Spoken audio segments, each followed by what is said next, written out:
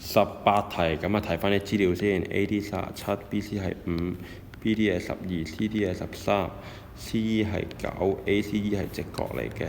OK，咁啊，我哋要揾個圖形 ADCE 嘅周界，我其實即係差呢一條邊啫。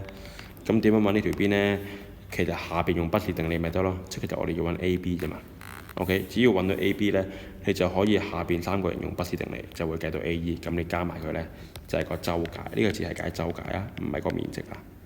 OK，咁我哋可以點樣計到呢？首先我望上面先，上面呢度呢，有個0044有個三角形呢，佢又俾5，又俾12，又俾13嚟嘅。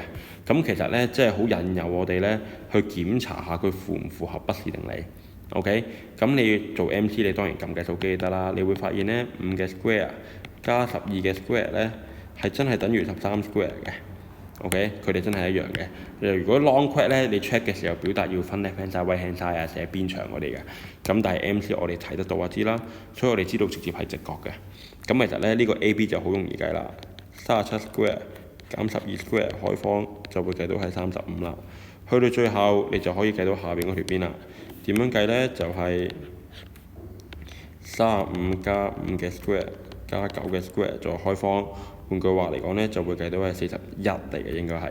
OK，咁計到41之後呢，最後佢問我哋個 perimeter， 即係37加翻13加翻9加翻41，ADCE 嗰4條邊啱啱好100 cm 嚟嘅，答案就係 C 啦。